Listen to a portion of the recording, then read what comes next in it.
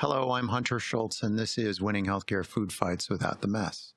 My guest today is an award-winning family medicine physician, author of 3 books, blog creator, inventor, and public speaker. In the late 1980s, he worked in sports medicine training with professional boxers, including 5 different world champions.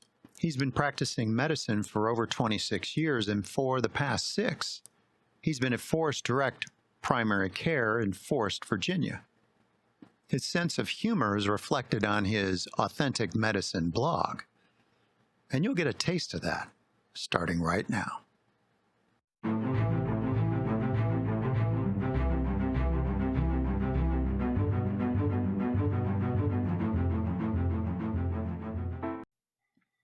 Welcome to the show, Dr. Douglas Farrago. Yeah, actually it's Farrago. How's that? But that's Farrago. Okay.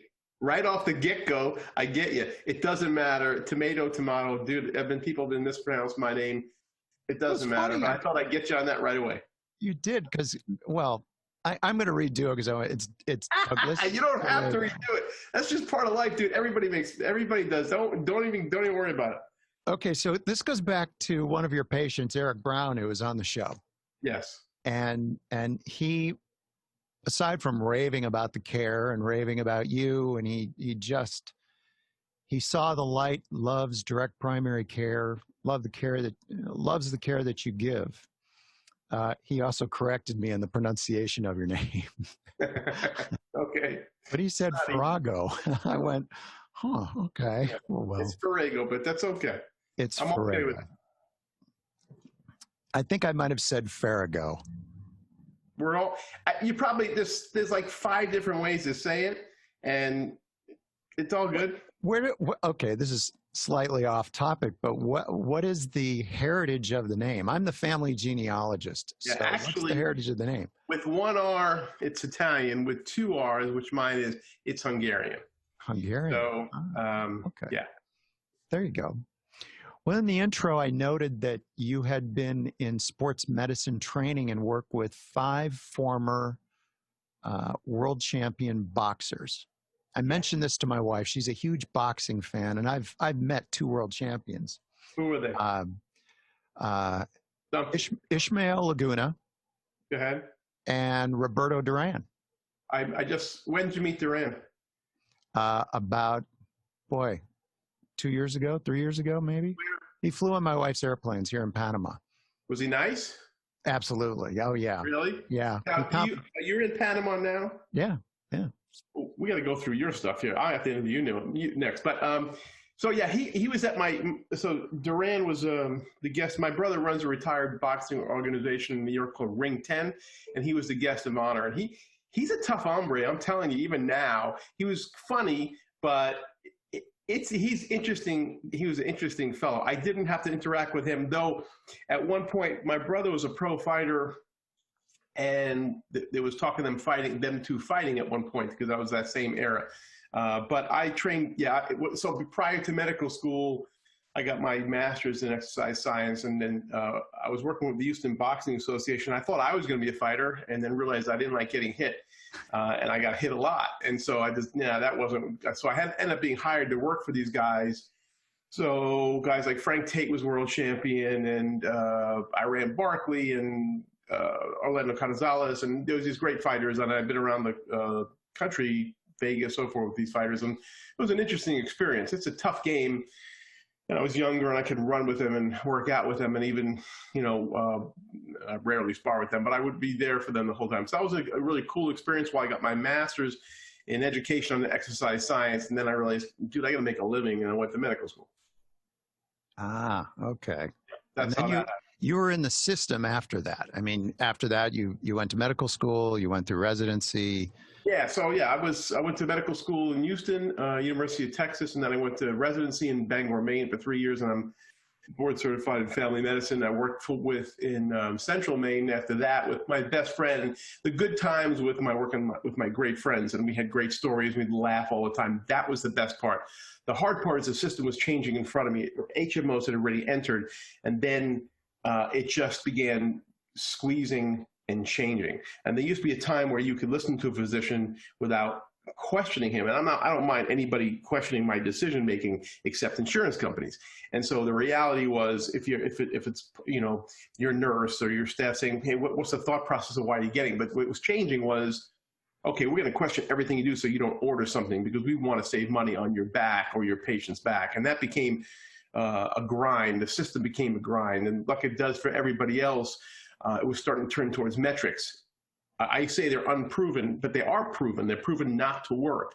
And so we have metrics in this country that doctors are answering questions that have nothing to do with the situation, taking your time away from the patient. The system was grinding me up, and I had the ability to therapeutically help myself by writing the Placebo Journal and my other book. But then finally I had to get out and realize there had to be a better way. So you started the Placebo Journal blog in 2001. No, actually, the Placebo Journal was a magazine. It was a magazine. A magazine that came out every other month for 10 years, and it was likened to the Mad Magazine for medicine, and it was a lot of fun. The stories were true, but they were not where people got hurt. We weren't making fun of patients. We were making fun of the system. We were the only one pushing back as far as, I'd rip on pharmaceutical companies, I'd rip on insurers, I'd rip on administrators, loved doing that. And so we would have fun poking fun at them on fake ads or fake movies or whatever we did. And so very controversial, got me in trouble at times, but it was my only source of sanity at that time in that system. And it's only worse now for doctors. We're going to have links in the description for the four books that you've been involved with. 3 you're the author of. And I actually have, how many books do I have? Hold on. So I have the Placebo Chronicles, 3 DPC books. I have another book called Diary of a Drug Rep, which actually came out of the Placebo Journal, which was a parody, and then I made it into a full book. So that's 5. I have some others that I may come out with soon. That I have a problem with. I'm always doing something, dude. You obviously have an itch to communicate, and you scratch it often. That's good, though. That's right. There's one story in the book, the Placebo Chronicles book, that it's in the beginning, and I laughed for probably 15 minutes on it. But I'm wondering if, when you read that, have the stories changed because of culture changes over the last 10, 15 years? Or is it still as ruthless as it sounds? Well, see, doctors need some humor to decompress with each other, right? And so yes. I find that humor, that dark black humor, is not making fun of patients. It's actually making fun of each other or the situation. My best friend's and medical partner, I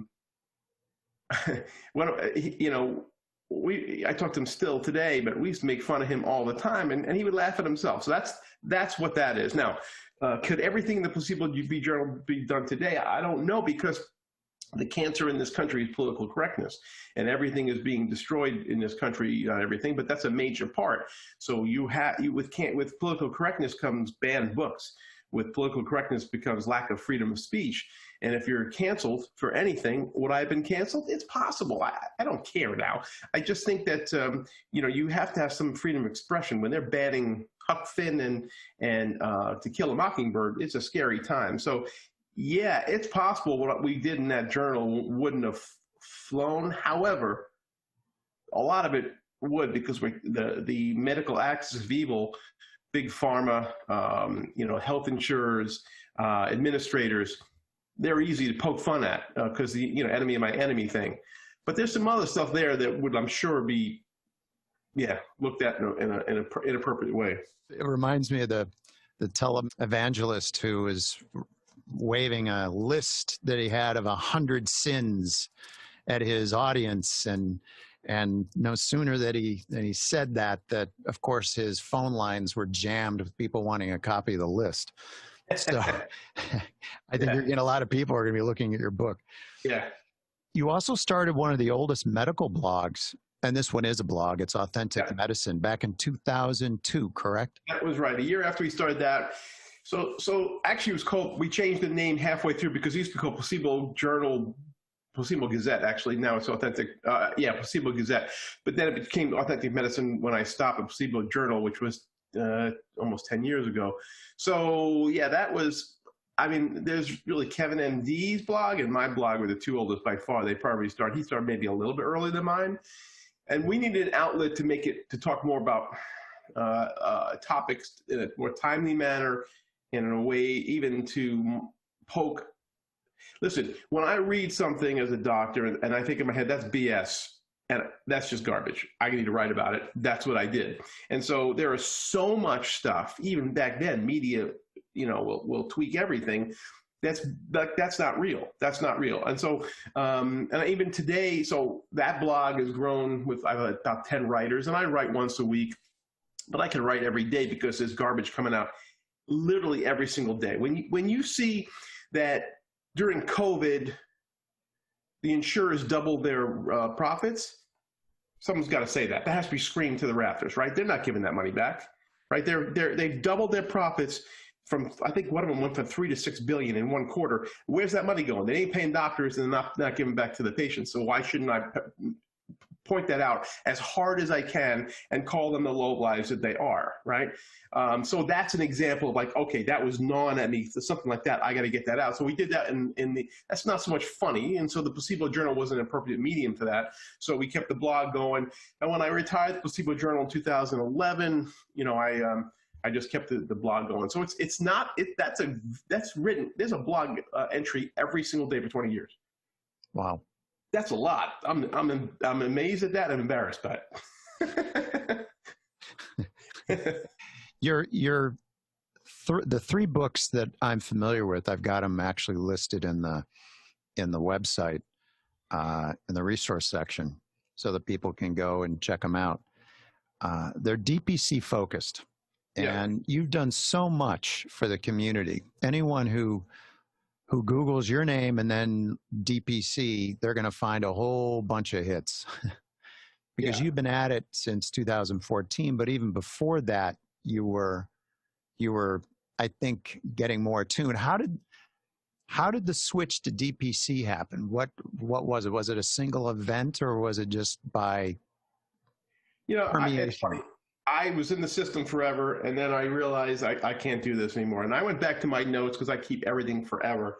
I think it was in the late 1990s. I was like thinking, boy, HMOs are getting so much of this money. If I had so many patients per year, I would have so many less patients, do a better job, and make money. I actually made even a plan back then, never did anything about it. But that was basically DPC back then in a subscription service. Direct primary care is great because it's you and the patient and no one between you. That's the way it was in the old days, right? And in fact, that solves the healthcare equation, which is the administrators can't figure out. Take the insurance out and take the government out, whoop, you solve the equation. And so I wanted to do this then when I was up in Maine, and then I realized I couldn't do it. I felt Maine wasn't, the middle of Maine I wouldn't be as successful. And so I needed to change for environment, came down to Virginia, did some other stuff, independent work for about a year. And then I decided to open my practice. And I was early. I don't think there was that many, 50, maybe more in the country. I don't know. And then now there's thousands. And so when I started, the books and references absolutely sucked. I mean, they weren't written by doctors. It was written by this one dude who doesn't know anything about DPC. He's not a doctor. I bought the book. It was ridiculously expensive. I'm like, okay, let's go through it. And then I was through it. And like, that helped me not at all. And so I said, while I was doing it, and I did it, I'm just going to keep notes and write stuff up. And that's all I did. And then I started talking to, people who, my friends, and got their ideas, and that I put into the book. So am I the originator of DPC? Absolutely not. And am I claiming to be? Absolutely not. I was just early in it, and I was smart enough to take notes. And I wanted just to get out there so others don't have to go through the crap that I did. So that was the first book, which is the official guide to starting a direct primary care practice. The second book is how to slow the churn, because that's a problem. Is people think, okay, you fixed me, now I'm gone, or I don't see the value anymore, even though they've called you 50 times in the last 6 months, they have to understand, and you got to understand to explain to patients why it's still important to stay, because people are very disappointed even going back into the system. But there's also some really good tricks in there and some point that, you know, doctors are going to get frustrated even in DPC. And so that was the second book. And actually the second book was my motivational journal, which is just tips and ideas to look things up. So all 3 books are pretty good. I'm very proud of them. I'll probably update the first one again. It's been a while, but I think they help. I've helped a lot of people. I've done lectures around the country. And now I'm going to be retired from clinical medicine in about, I'm not counting, but like 5 days. Well, I wanted to mention this, the direct primary care doctor's daily motivational journal. And that struck a chord because it's not a pithy quote book. My dad was a motivational speaker. Okay. A long time ago. And one of the things that he did was actually leave people with tools to use, not just get you up, but here's how you can make yourself better. Here are things that you can do to motivate yourself and better yourself. And so your book is quite the contrary to what someone might think is a motivational book. It's full of brilliant questions. I opened it up and I thought, wow, this is a different thing. And I thought it was a great idea. So what's the backstory behind it? Because it is so unusual. Well, because I'm brilliant. I'm just the kind of guy that's what I need to keep motivated. It's easy to get caught up in your own, emotions. You'll whine, especially it's a solitary sport, DPC. You tend not to have a partner. And then if you're trying to grow, you need some focus. And so what I did was I took basically a year and I said, okay, here's some prompts. Have you, for marketing, have you done this today? Have you done this? And then also, if you take care of your personal health, these are the things you should be thinking about, and here's an easy way to do it. So I'm not giving anybody answers in this thing, but I'm giving them examples and some basically just prompts to do it. I think that's underrated. You're right. That book was underrated because I really, again, I make very little money in this stuff. DPC world's not that big. So these aren't, I'm the number one hit in DPC, but the world isn't big, right? But I wish they all would get it and use it more, because I hear people on Facebook complaining about the same stuff I'm giving them answers to. And like, listen, dude, I went through this. I cried and frustrated over this. Here's what you want to do to get out of your rut, maybe, and on and on and on. So each day we prompt the weekend, you're supposed to look back at your week. It's a really good thing. And so, yeah, I'm proud of that. I think I learned early on that the questions are more important than the answers. That's a good point. And your questions, I think, open up trains of thought that can be motivational and are motivational. Oh, yeah, I can do that. Oh, this is a lot easier. Again, DPC and DPC doctors are really, again, a very solitary group. We may connect online, but you're stuck in your office by yourself. You can't have a big practice. You're not owned by anybody, and you're grinding and mostly doing everything by yourself. You're going to need something to light a fire under your butt. And yeah, I've been, I do things.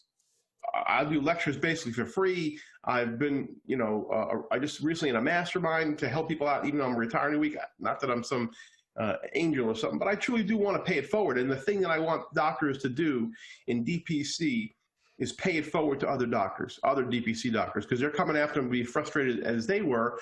And there's going to be a point where people are not going to want to do that. They need to break free of the chains we have to the system.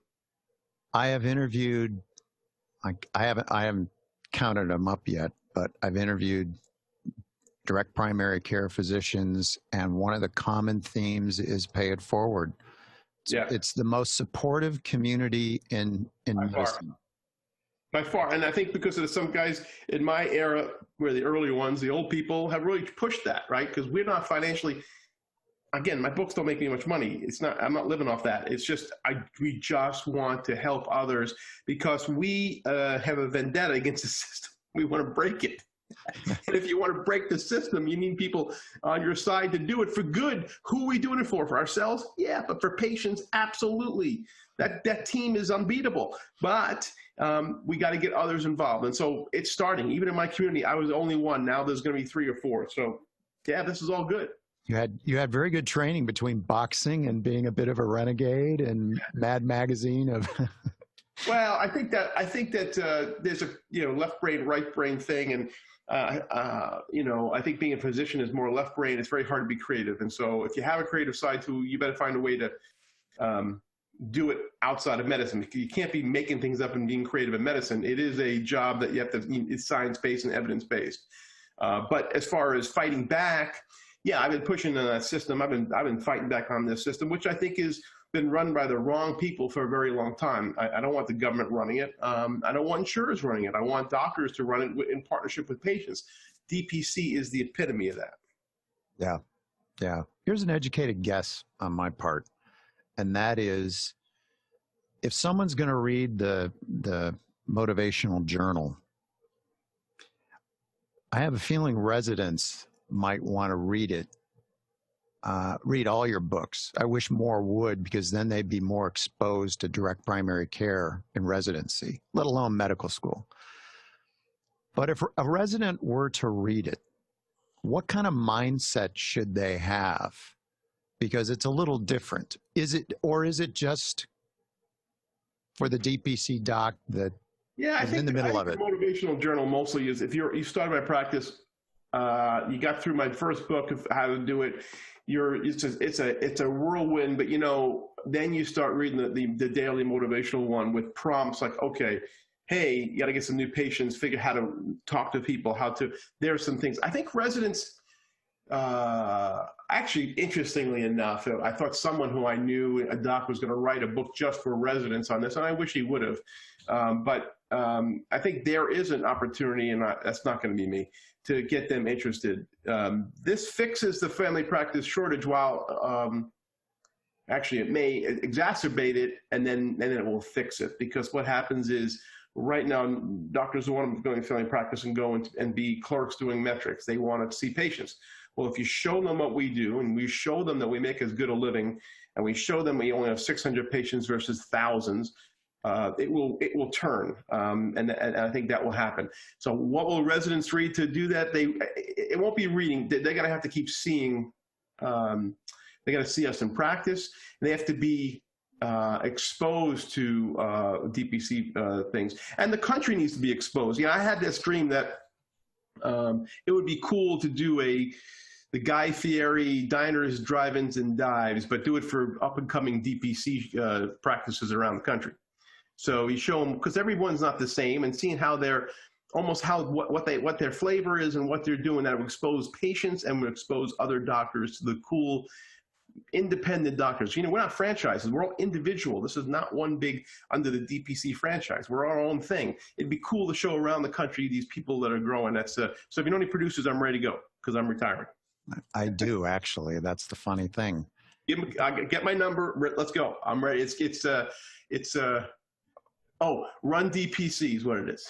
Run DPC. Yeah, something like that. Anyway, let's do it, because the thing is, the world needs to see this. The country needs to see this, because they're still not being exposed. This who's going to expose it? Who has the money to expose it? There's no money behind us, right? This is pure grassroots. That's something that I'm actually talking with one of your partners in crime, so to speak. I'm talking with Jeff Gold next week about patient stories, and he's great. I'm going to talk to him about breaking the insurance mindset, and that'll be great. And the other thing is, he's going to set me up with some patients like Eric Brown. Yep. Because that's the other side of this, the human side, how people feel about their care. Yeah. And how much it's so relaxing. I mean, my doc here is direct. What you're doing is actually exposing as well. So I actually shouldn't exclude what you're doing, because and all the other little DPC stuff that are starting to grow on podcasts, all good stuff. What you'll see, I think Vance, did you talk to Vance Lassie already? I'm not sure if you talked to Dr. Lassie, but I'm going to steal his story. It's a great story, because he asked, I think it was, actually, I'm going to let him do it. But basically, the bottom line is, the only doctors that are smiling now are DPC doctors, right? Yeah. So we're the only ones left that are happy, and I'm not trying to be a jerk about that, but you doctors are just slogging through their day and they're just not happy. And unhappy doctors is happy patients. And the reverse is true. Yeah, people aren't happy. The other thing I'm noting is I always point out, when you're dealing with a doctor who's grumpy, always blame the system that they're in first. And the odds are incredibly high that it's the system at fault. Correct. But at what point is it their choice, the doctor, to be in that system? That's right? The thing. So, so I don't blame us, but I do. And listen, we got to get past that, because I call that, well, I'll leave that go. But there's some jealousy there. I call it death row syndrome, because they hate us, right? And the reason they hate us DPC docs, and these are my peers I just left in family medicine, is because it's like people on death row are all the buddies because we're all going down together. But if I got pardoned, you hate me because I got pardoned. And DPC is the pardon of family medicine. Now, what I'm saying is to everyone out there in primary care, you can do this.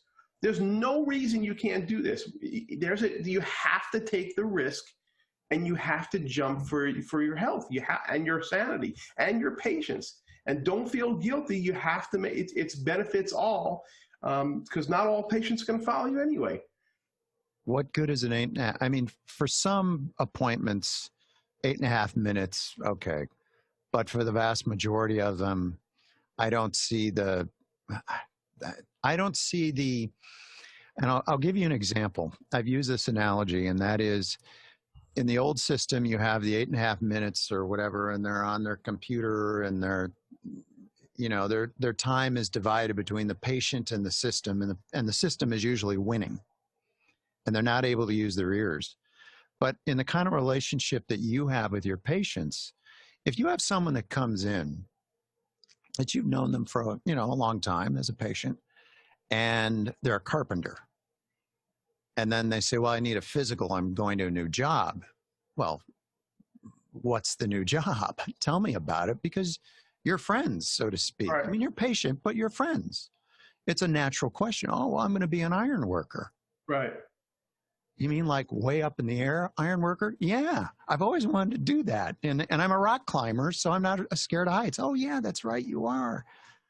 Well, you know what? We should have a talk about your inner ear health, because problems with your inner ear don't necessarily manifest themselves here.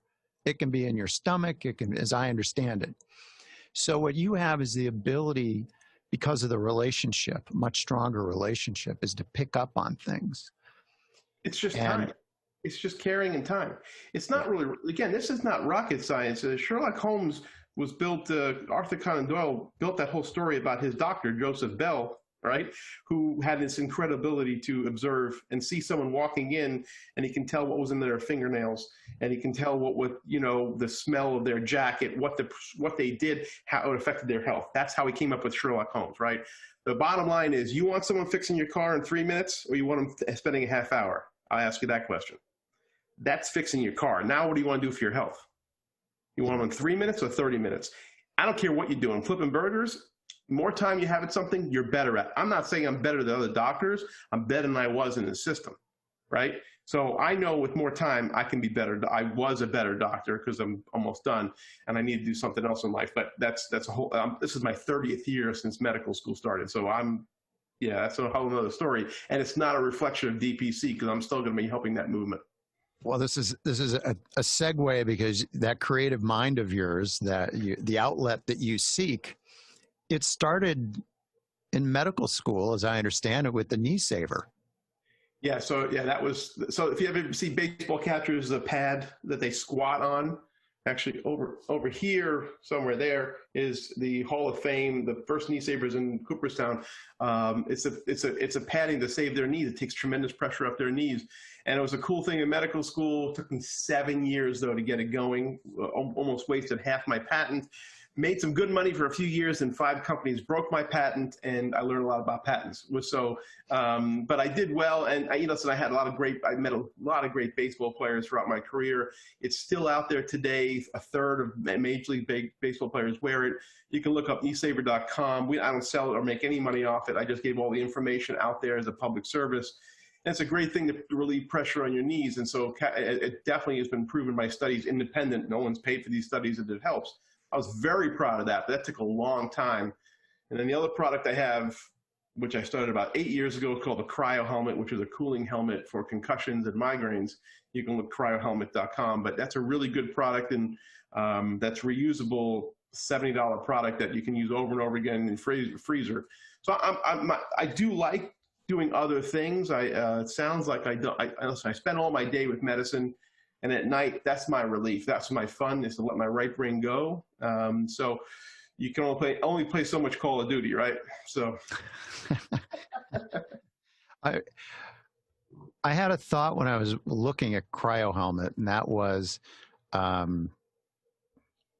women with hot flashes. I know that the jugular vein is close to, is very close. It's a major artery that's vein. Artery is the carotid artery and jugular, but the carotid artery can be cooled, and actually that's bringing blood flow to the brain. There's evidence, they've shown that, which is weird. You wouldn't think cooling right on it, but it does cool off blood going to the brain. But the way the cryohelmet will circle the whole head, it does tremendous work. There's a study on the cryohelmet we didn't even fund in Australia with concussions, had tremendous benefit for migraines.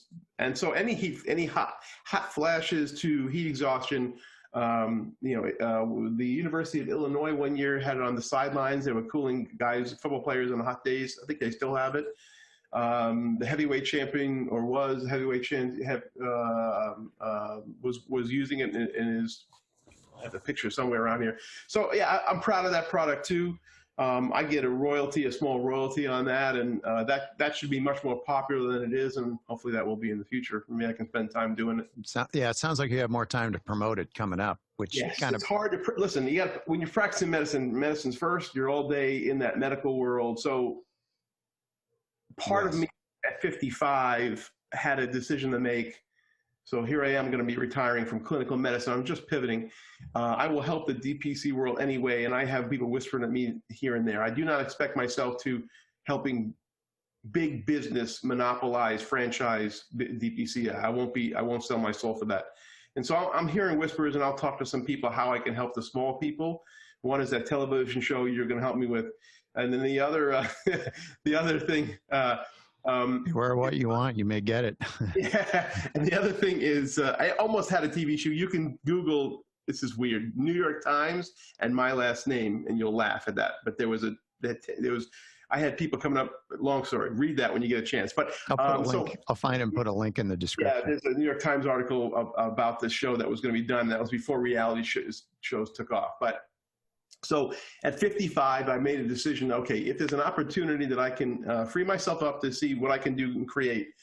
I love seeing patients, but I've seen 140,000 patient visits in my career. I've done it in my 30th year since I started medicine.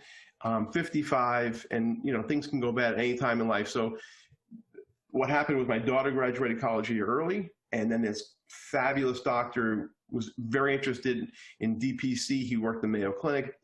Dr. Dan Swartz came over to the practice, and he said he was interested. I said, you know what, let's do it. So I transferred it. We've been working the last month or few months, but now it's going to happen next Wednesday, and I'm going to free myself up. I'm not ownership of anything. And if I do nothing but play Call of Duty, that's fine. But the bottom line is, I'd like to see what I can do. If DPC opportunities occur, I'll help anybody, because I helped the guy across town for nothing to open his practice up. I've helped people around the country. They email me and talk to me all the time. I have my book. So yeah, if something happens that I can help, even if it's gratis, I'll do it. And then I'm going to experiment with some other things and just see what happens, because this is my jump. I can financially make it, but I will need to make something happen, and it's another risky jump. This is why I tell people who think about DPC, this is a proven model, make the jump. You're moving on after what, 26 years now? Well, so medical student Practicing. started in 1990. So yeah, I count medical school. So that's my 30th year in medicine. Yeah. 30th year. And we're kind of, correct me if I'm wrong, but we're sort of in uncharted territory here because most people are just starting out with DPC, and here you are retiring from DPC. It's true. So I'm retiring from medicine and clinical medicine. So am I retiring from DPC? No, because I'll still be helping. I'm still in all the Seeing groups. Patients. Yeah. So seeing patients as a doctor. And the funny thing is, you get a football player, who's retiring and they're like, oh my God, he's so young. He's, well, no, he spent 12 years in the NFL. He's all done at 31. Dude, I'm 55, right? I got to feel guilty about not wanting to see patients. I just need a little bit of a break. It's nothing against the patients. I mean, like Eric Brown is a great patient. He's a great people. I love seeing him every day, but it's still, they have problems and they come problems to me. This is the job. So these people have monkeys on their back. They give me the monkeys, and every day I come home with all these monkeys on my back. And after 140,000 visits, that's 140,000 monkeys on my back. It's a lot of monkeys. I just wanted to see what happens. I just wanted to see and made that decision, which was actually a very tough decision to just, extricate myself from the monkeys and just see, okay, now take a breath of fresh air and say, okay, what else can I do and help? And go. I may fail miserably, but whatever. What advice do you have? I mean, this is kind of unexpected, I guess. What advice do you have for in the future? Because it'll be a while. I mean, the doctors that I'm talking to, they're in their 30s and 40s, so they're going to be practicing for another 10, 15, 20 years. What advice would you give them in maybe another book idea too, in terms of the transition? Because for a doctor in the old system, the obsolete one, retiring is sort of like dare I say, a much bigger relief. Because you don't have the patient connections. Yes. And you care about them. That's not the point. The point is that you actually have an enormous gift of having these great relationships with 600-800 patients. Yes. And you're now leaving them in great hands with Dr. Swartz. Terrific. What advice do you have to physicians down the road are going to be, when is it time? Yeah. When do you think it's time? And it isn't because, I won't say it's because of burnout. That's no. That's not it. And it's different for me. And everybody's different, right? I mean, right. So I have so there are people, what we have to be careful of is, what DPC needs to do is continue to be a family. And like you mentioned, the altruism and the good doctors who really protect each other, that needs to continue. Okay, so then there has to be less judgment if someone wants to leave and do something else. And sometimes there is. We have this problem in medicine where like, oh, what, you're retiring at 64, you quitter, right? I mean, listen, you've been, we can't handle it, right? Any other profession, they shake your hand like, oh, that's incredible. Every other, oh, look at, this one in tech, they sold that company, now they're going to another company. Oh, good for him. But for us, it's like, which I understand. We took the oath, we basically are sold to medicine. I get it. So the thing is, if you love seeing every patient and you just want to continue seeing patients every day, absolutely do it till till you're done. It could be 80 years old. That's totally fine. There's doctors I know. I was just talking to Dan Swartz today about that at the residency where locally, they're in their 70s. They love precepting. God bless them. We need that. It doesn't mean they're weird or I'm weird. It's just, so for the transition in the future, you got to have financially kind of have the money to do it, because because then the risk is higher if you don't, and you got to find someone to take care of patients who are really good. You don't build the practice and hand it off to somebody you don't feel like can handle that practice. That's unfair to your patients. And before being in the system, when we left, we didn't give a crap. We just were out, gone, see ya. One day it's you, next day it's another person. I have spent 3 months with this guy, 2 months, whatever it is, working with him, interviewing him for my patients. He's there for, we're really trying to explain to them that they're in great hands. And so I feel comfortable with that. I'm handing off to a really good doctor. But for anybody else, if it's like, listen, I think I need to do something else, then do it. There's no rule. The world's changed. And if you can financially do it, and for me, the stars align perfectly. I'm doing it, but I'm one of the. Listen. Like we said, I didn't start DPC. I may be one of the first retired. No, I'm not even that. I know one other guy retired, but he was old, much older. So yeah, I am 55, and I know I look younger, but I think that it was 60. Well, you know, Call of Duty beckons. Yeah, that's right. Now, I kid around with that because I'm horrible at that game. My son plays it, and I'm an embarrassment when I play. And I can't, yeah.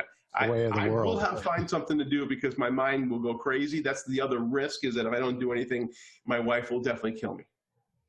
Outside of medicine, what are the other passions? I mean, what is it that you... Forget money for a moment. Aside from medicine and the care side, what do you? Well, so I do like writing. Writing is important to me. It's therapeutic, whether it's good or not. I don't know. You know, I've told you about. I've written those 5 books. I have 2 or 3 others. I just decided not to publish. One I may, and my son's actually doing as a writer in LA, and he's doing a screenplay out of it. I enjoy writing. You know, I work out. I enjoy working out. I enjoy playing golf. I enjoy spending, amazingly enough, time with my family as often as I can. And then I need alone time. You know, I like the book like Deep Work, where you have to get alone and just let's just see what you can do. So I expect my days to be working out, doing 2 or 3 hours. This is my new office in my house where I'll do deep work. Then I'll spend more time with my family, and then maybe golf and whatever. And if I come up with some project, that's a problem for me because that's what my mind does. I'll then a lot of it will be shifted towards that project because I love that stuff. Yeah, I can see your wife is going to be like, can you please find something? Yeah. She'll make something will happen or I'll be in trouble here. So yeah. Funny how that works, right? Yeah. Well, Dr. Doug. Yeah. Because so many people call you Dr. Doug. Yeah. In fact, Julie Gunther, I think, said on one of your book reviews, said, way to go, Dr. Doug. Thanks so much for joining me. It's been a real pleasure. Yeah, and listen, I have to give you credit for even keep pushing that DPC world, both for the patient side, which no one's done that. So I think you've broken new ground there, as well as the doctor side. That's a really cool thing. This has to get more traction because it saves patients and it saves doctors. You keep getting this out there, Hunter. I'm so impressed with it. You know, if you need to find me again, I'm going to be right here unless my wife divorces me. I will be in this. You'll find me in this office. Maybe we'll check back in 3 or 4 months and see if you've all right. See how things are going. Absolutely. Well, for Winning Healthcare Food Fights, this is Hunter Schultz. Wash your hands a lot, stay healthy, and there you are.